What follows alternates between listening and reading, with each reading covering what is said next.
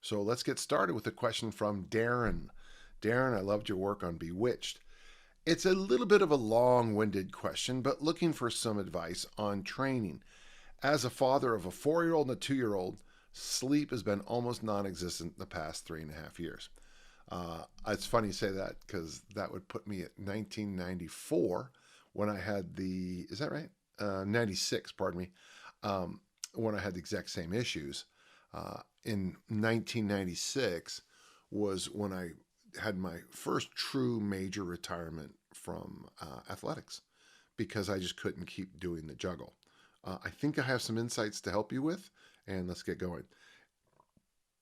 And it says, and with the additions to the family, my equipment has been exiled to the garden shed. Yeah, yeah, I know that one. I used to train in a bedroom, and then I got taken over by a daughter. Uh, and the range is from -10 to 40. So basically, where you live, oh, you're in Ontario, Canada, we have a very similar weather pattern. It is so hot here in Utah that you can't leave our equipment outside because it hurts to touch it. We use gloves more in the summer than we do in the winter because touching the iron just freaks you out. It hurts. And then, of course, in the winter, you know, I don't know what it would be in Celsius, but we've been down probably -10, maybe even a little bit lower in my gym and training, which is just silly. It's just silly. It's so cold. Um, I've been training in the evening after the kids are asleep and also early morning, which I prefer, but both have seemed to almost cause argument with the better half, feeling like I'm being selfish. Uh, I'm not a marriage counselor, I'm not a marriage therapist, but this is important that you have this conversation. You will be a better father and husband and person if you get those workouts in. I know that from my own experience. Um, Lately, it seems the best workout I can get in is when I take the dog for a walk at 5 a.m. with a 25-pound plate in my backpack and stop to do some push ups and pull ups at the park. You know, that's pretty good. Uh, I work a job that requires me to be sitting in a truck for up to 10 hours at a time, and I try to get out and stretch and do a couple of quick rounds of body weight squats and push ups when I have time. I'm 36 years old, 6 foot, 245, 111 kilos, and have a hard time losing the fluff around the midsection. I guess my question is more looking for suggestions on keeping training in my life without causing tension in the household. Well, welcome to my world. I've been there. You'll notice a lot of my programs that are still I use today.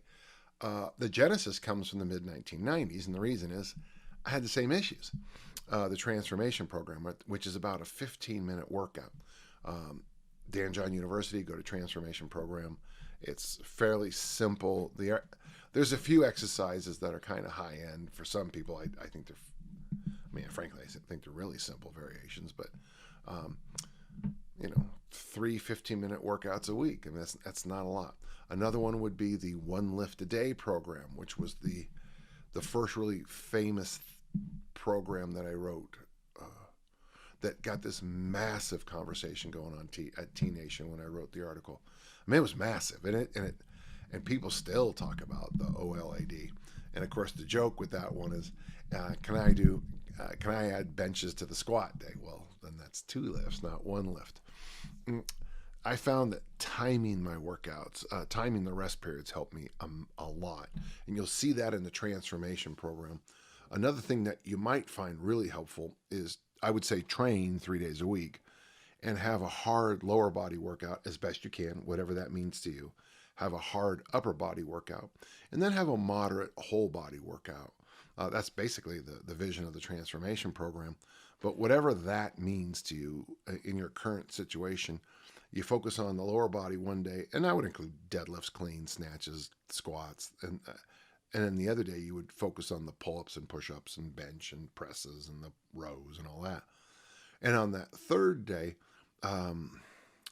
you would cut the reps back a lot, maybe the sets back, and cut the load back and try to do everything you did on those other 2 days at a moderate level, a moderate to easy level. I really found a lot of success doing that. How do I say this? This too shall pass. And it won't be long will you'll be sitting at a bar playing cards with your daughter. Uh, and it happens fast. It happens like this. So I will say one thing. Please enjoy these times with the little ones. Um, there are some challenges, and I get it. And the nice thing is, and I think you're probably already noticing, almost probably by the month, some tiny little thing happens. Like when they can make their own breakfast, it is like, oh, when they know how to turn on the television set or whatever they play with now. I don't, you kids and your machines. When they can make their own breakfast and turn on an entertainment thing, and you get that weird extra hour of sleep. That first time you get that morning sleep in, and you wake up on the Saturday morning, it's 9 o'clock, and you're like, "Oh, this feels odd. I feel refreshed." And I'm sure you're probably already starting to eliminate diapers a little bit. You're, teaching them to clean up after themselves and stuff like that. It just, life is going to get easier and easier and easier. But I'm just warning you at the same time, this stuff is you'll miss some of it. So I hope I helped. You'll see a lot of this in my book, Never Let Go, a lot of these programs. Or, of course, just Google some of this. Or, of course, the easiest way, danjohnuniversity.com. Use GOALS, GOALS, and you get that big discount. Okay, thanks.